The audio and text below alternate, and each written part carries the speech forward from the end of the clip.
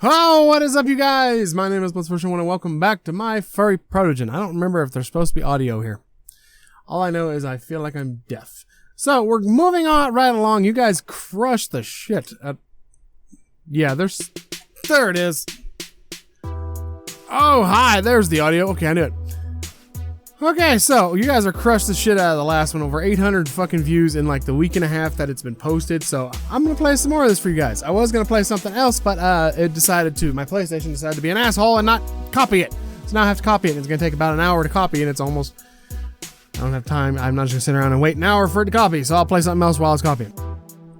After we got out of Pixie, Juno closed it and pressed something on her helmet. Oh, cool. After a couple of seconds, the jet became completely transparent. I gasped in delight. Wow, what did you do? I activated special disguise so that no one will notice it. I don't want some random person to see Pixie and consider it some kind of sign of the devil. So, where should we go? Where are we going? I looked around and pointed my finger in the direction opposite of the shore. Ah, that direction. I guess we're going there. Juno gave a thumbs up and walked towards the water's edge and pressed something on her helmet again, stepped right on the water. Golden plates appear under her feet, allowing her to walk straight across the river. Wow, that's great. Can I try it? Of course, give me your hand. Juno took my hand and we started to cross the river. I walked behind her trying to hit the hard plates, which quickly disappeared as soon as she took her foot off them. They felt solid to the touch and didn't seem to weigh anything. How does it work? It looks incredible. These are old pieces of technology. I use them to cross small rivers.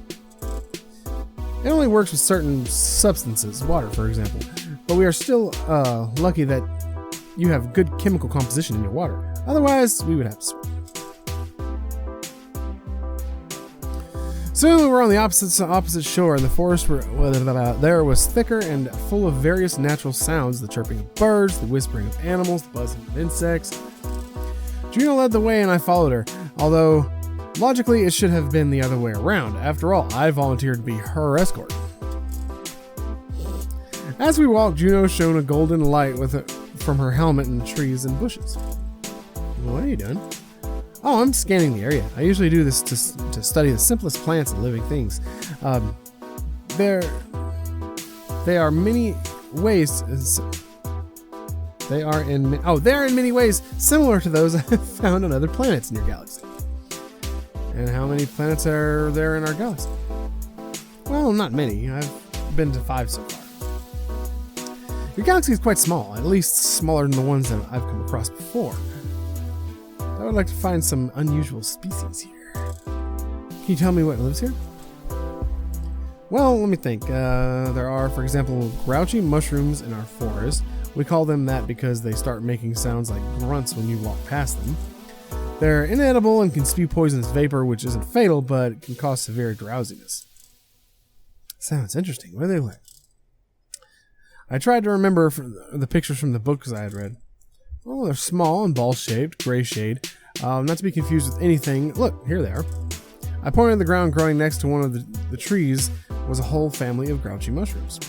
As soon as we get close, they began to whisper to each other, and a yellowish fog swirled over their round hats. Ooh, sorry, mushrooms, I need one of you as a sample. They're not intelligent, are they? Juno turned to me, squatting down. I laughed. Of course not! How can mushrooms be intelligent? They can. On some planets, they understand everything, and they have entire communities there. On some planets, the inhabitants consist only of mushrooms. More precisely, the mushrooms on them are the only inhabitants. Boring planets, probably. To some extent, yes. Juno pulled a small mushroom out of the ground, which began to grumble angrily and spit yellowish fog at her. But Juno didn't raise an eyebrow. Apparently, the helmet saved her from the unnecessary exposure. Turn around, I'll put it in your backpack. Turned around, Juno opened her backpack and shoved the mushroom into the small bag. We can move now. Tick-tock goes the clock around a whip. We'd been hanging out in the forest all day. I didn't even know how much time had passed. We wandered around, stopping every 10 minutes at some plant or living creature. Juno didn't collect animals as samples. According to her, it was enough to photograph them, as she explained. It meant to capture the image with her helmet and take a smear from them. But she cut off a piece from the plants and tucked them away into the backpack, intending to study them in her laboratory in the near future. After a few hours of such an unusual long walk, I was ready to just fall to the ground and stay there. My whole body ached and my legs are buzzing terribly. I wanted to eat and sleep, but I couldn't say a word to Juno. In the end, I lied to her, saying that I was the hardiest of all because I absolutely didn't want to make a fool of myself like that. 2 hours later, then the sun began to sink near the horizon and to get tangled in the crowns of the trees. Juno looked at me and said, thoughtfully, "You're kind of weird. Are you alright?" I shrugged, pretending that everything was just fine, and I had no idea why she was. What else such a thing? Yeah, I'm cool. I feel fit as a fiddle. I mean, why wouldn't I be? I don't know. Does your species change color? They blinked. No, of course not. Then why are you covered with those spots? I dropped the stick I was leaning on, testing the ground under my feet, and quickly looked at my hand from my feet to my hands. How could I have not noticed my whole body was covered with strange-looking red spots? Unable to restrain myself, I cried out in surprise and fright. "What the fuck is this, mother of heaven?" I began to rub my skin, but the spots didn't go away. Juno suddenly exclaimed, "Oh damn, how stupid of me. How stupid I am. I didn't even think I was giving you fruits from another planet. You must be allergic or something. It was necessary to conduct experiments first, and only then. I'm so sorry, Blitz. It's the process. It's probably my fault. Don't blame yourself, I guess. I suddenly felt dizzy and almost fell. Grabbing the first tree that came to hand, Juno jumped towards me. She grabbed my arms and helped me lean on her shoulders. Juno was a little taller and stronger than me, so I happily hung on to her. I honestly would too, big guy. I honestly would too. Gosh, she's adorable. She's just cute as a button. In addition to all the other ailments, fatigue was added, and I almost fell to the ground. Just a second, Blitz. I'm gonna call Pixie. It'll find us, and you'll be able to rest. Okay? I hope you aren't getting worse. How stupid I am. Juno began to wade through the forest, apparently intending to find some clearing to summon Pixie. When she succeeded, the jet was already hanging up over the top of the trees and immediately descended, removing its disguise. Juno dragged me on board and threw me into the same chair I had sat in earlier. Damn, what should I do? I don't have anything for your kind. Oh, I'm so sorry. How would I? I felt like I was going to throw up. Juno, maybe one of my medications will work for it. Let me look, for example. Maybe, Juno. Nah, it's too bad, it'll just kill you. What should I do then? Juno! Juno turned to me at the moment I threw up right under her feet. Along with the meager filling of my stomach, mainly it was just water, there was also a small berry on the floor which I had eaten in the forest, and Juno squealed. Holy crap, what the... Blitz, this is some kind of special way for you to attract attention. Juno jumped away from the puddle, miraculously not getting her shoes dirty. I leaned back wearily on the chair. Oh, thanks, so I just threw up. I closed my eyes wearily, but as soon as the berry had jumped out of my stomach, it became much easier for me. It's not your fault. Apparently I had a poisonous berry. Juno was surprised. Poisonous berry? But why would you do that? I don't know. It seemed to me that it was just an ordinary berry. It is very similar to what we usually collect and eat. Damn it, I'm a fool. Look, your spots are disappearing. I looked at my hands, and indeed the spots gradually faded until they finally disappeared from my skin. As soon as I got my usual color, Juno burst into merry laughter. The case is solved, Blitz! The case is solved! Ha ha ha ha! Are you sure you know everything about the flora and fauna? I blinked. Like, oh shit. Of course, why not? It's just that sometimes I can be wrong, like everyone else. I'm only human after all. Boring human. But that's because some poisonous berries and mushrooms are very similar to edible ones. I think I'll take this berry as a sample. Juno fished the berry out of my puke and with a special device, after washing it with water, placed it in another bag. Meanwhile, it was already beginning to get dark outside, the sky dimmed and the sun sank below the horizon, and Juno looked out. I don't think we're going out tonight. You still don't look well. I whispered to myself, glory to Mother of Heaven.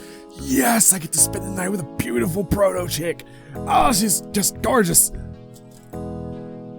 Juno turned to look at me. What'd you say? I say, what a pity. I want to travel some more. Well, apparently I can't.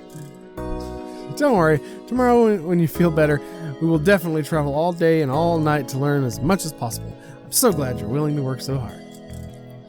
I tried to stifle a miserable groan. Instead of swearing, I just smiled.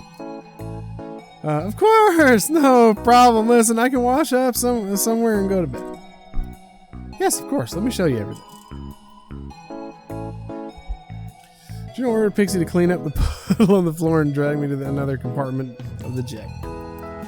Look, I have a shower stall here. Have you turned on the water like this? Actually, you know, just ask Pixie. It'll set everything up for you.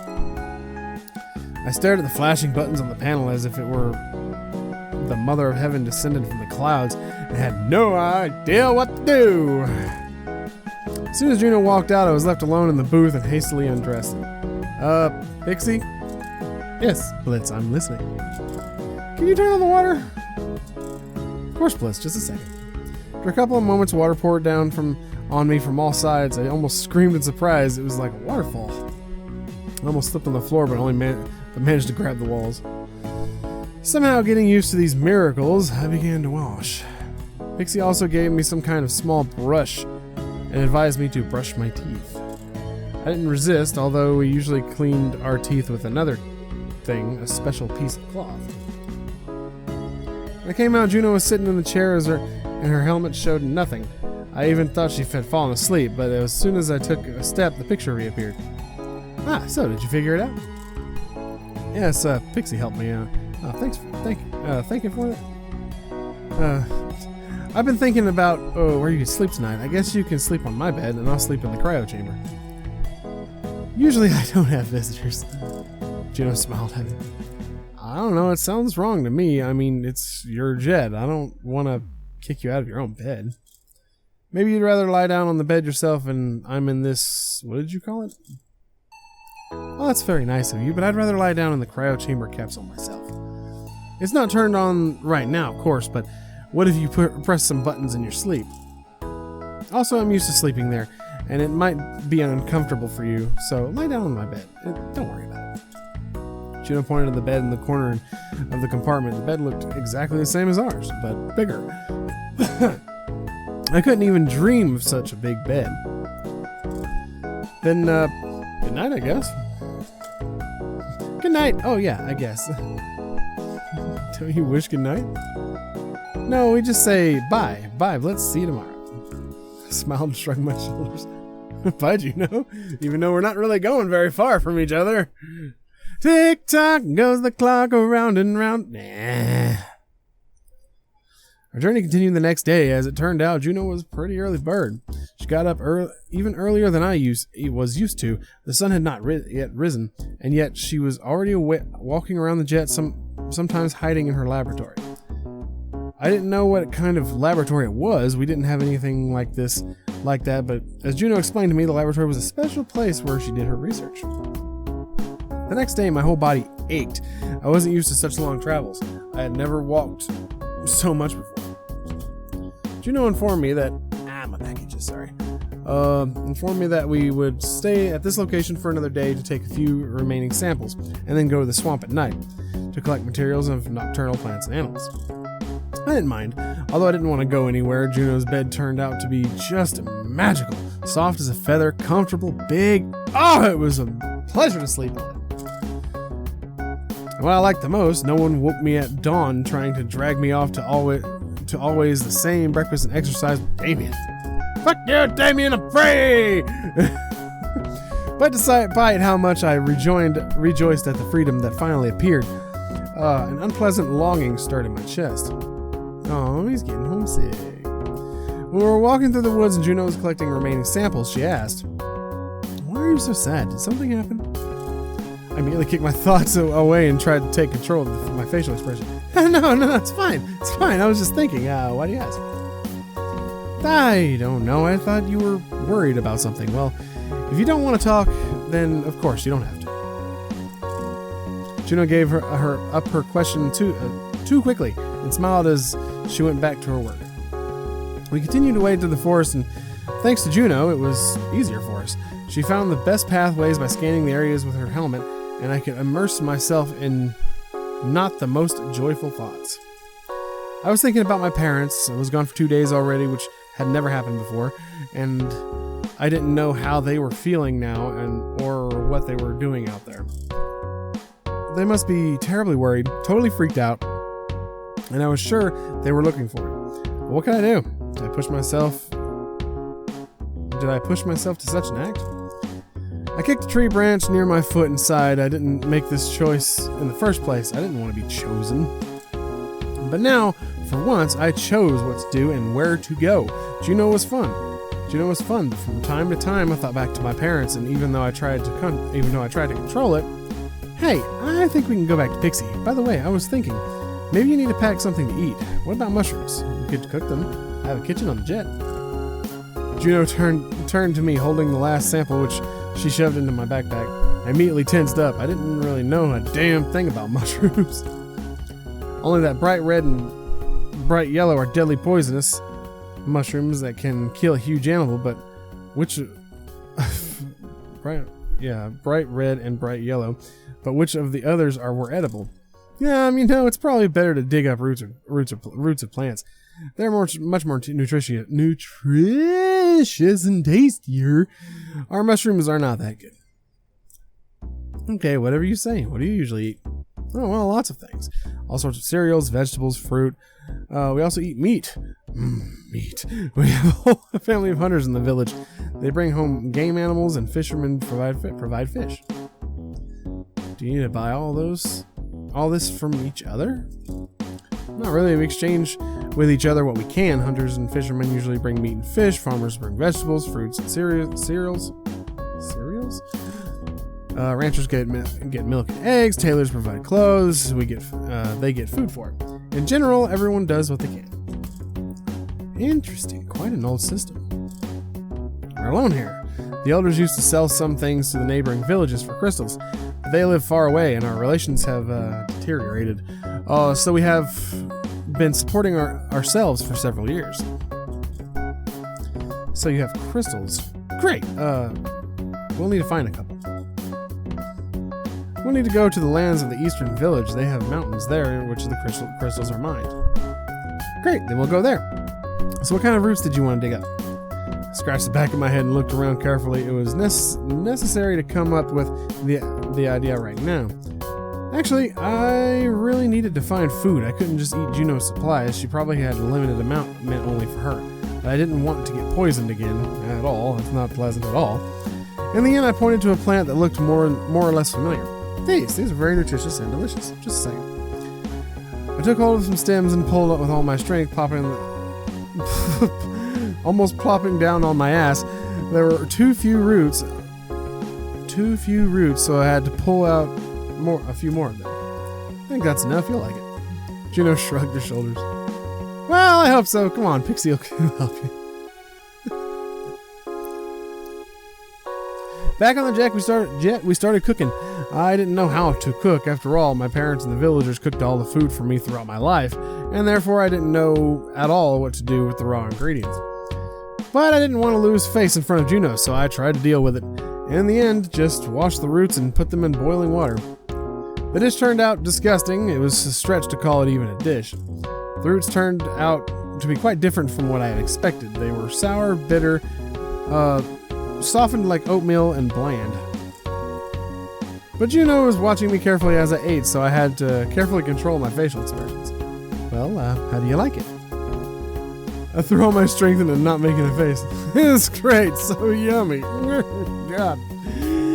I almost choked. One of the pieces got stuck in my throat, and I immediately washed it down with water. Juno was sitting across from me, her head propped on her hand. Honestly, it looks disgusting. She made a sad expression with her helmet, but I already gotten used to most of her digital facial expressions. It was still strange for me to see the face of the person I was communicating with and only a picture like in a book. No, I'm telling you, it's yummy. Sure you don't want any? It's delicious. Please help me eat this. Juno shook her head like, no, I have my own food. Thank you, please. The smell is even worse than the sight of this thing. Do you really eat that? I swallowed another mouthful with difficulty. Yes, it's very healthy. Very, very healthy. Very healthy. Don't mind me while I chug some water because it's hot in here.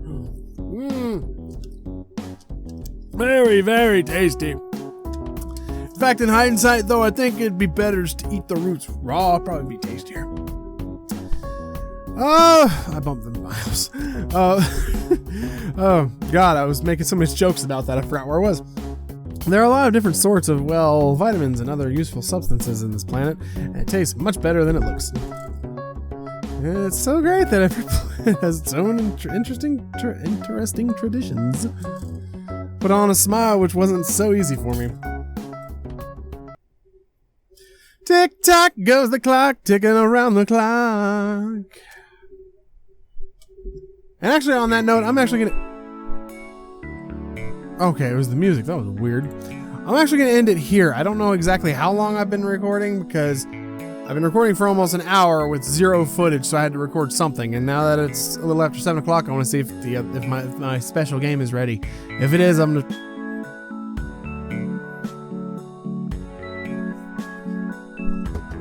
roll into that. So thank you guys so much for watching. If you enjoyed, feel free to hit the thumbs up button. I always greatly appreciate it. If you're new to the channel, you can always hit the subscription button, the notification bell to be informed every time I upload. I try and upload every single day, but lately I've been just so... Between the heat, the stress, exhaustion, and a lot of burnout, is probably a lot of it, I haven't been uploading every day like I normally have been. I apologize for that. I'm trying to get more motivated to record and shut myself off in this little office with all this stuff running and getting hotter than hell. But today wasn't that bad. It really wasn't that hot today, so I felt more energized and more ready to record. So there you have it. I mean, granted, it is just an excuse, stuff like that, but at the same time, it is a complete honesty type of deal. I do work a 9-to-5 job to actually make money and provide for my family, and to be able to buy some of these games and do some of this stuff for you guys. So until I can make this YouTube thing a full-time thing, and you guys can help that out by sharing the videos and hitting that thumbs up button, interacting with the video anytime you can, put a heart emoji or put some kind of emoji at the end of the video, in the comment section if you watch this to the end. I always greatly appreciate it. If you guys are still enjoying my Furry Protogen, keep on with the likes and keep on with the views, and I'll definitely I want to finish this game out, but it's just a lot of reading, and I don't want to do these to be hour long like I do Changeling Tales, so I'm gonna go ahead and end this episode here. So thank you guys so much for watching, and as always, I'll see you in the next one. Hey, and peace. Watch out.